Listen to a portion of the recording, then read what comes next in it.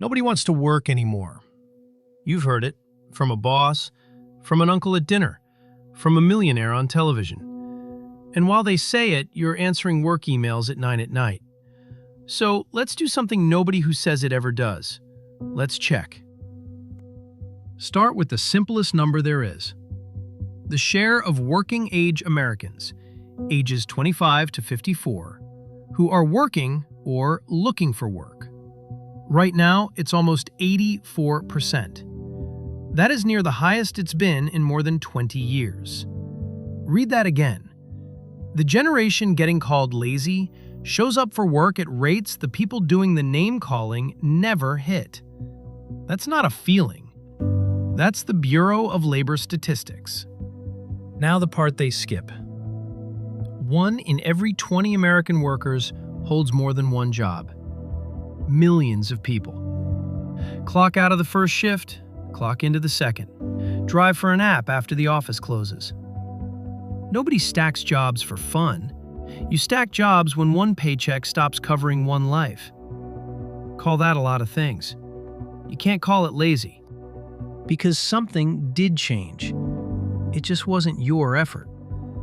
The federal minimum wage is $7.25 an hour. It was set in 2009. Rent didn't stay in 2009. Groceries didn't stay in 2009. Only the wage did. And it goes way past minimum wage. Since 1979, worker productivity is up about 90%. Typical pay is up about 34%. You produce nearly twice what a worker produced back then, and the raise that was supposed to follow went somewhere else. Profits, executive pay, buybacks. So when they say, just work harder, you did. The proof is on the chart. The money is in someone else's column. And that line, nobody wants to work anymore, it isn't even new. Newspapers were printing it before your grandparents were born. They printed it in depressions, when there were no jobs. They printed it in booms, when there was nothing but jobs. Every generation of workers gets called lazy by the people paying them. When the same excuse shows up for 100 years in every economy aimed at every generation, it isn't describing workers. It's protecting a system. It's what the deal says when the deal doesn't want to look in the mirror. So no, people didn't stop wanting to work.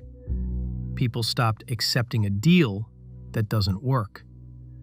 Wages that don't cover rent, loyalty that gets answered with layoffs, titles instead of raises. You show up more than any generation on record. You work more jobs than they ever did, and you're still the one getting lectured. You're not lazy. You're not entitled. You're working more than ever for less than they got, and you're done apologizing for it.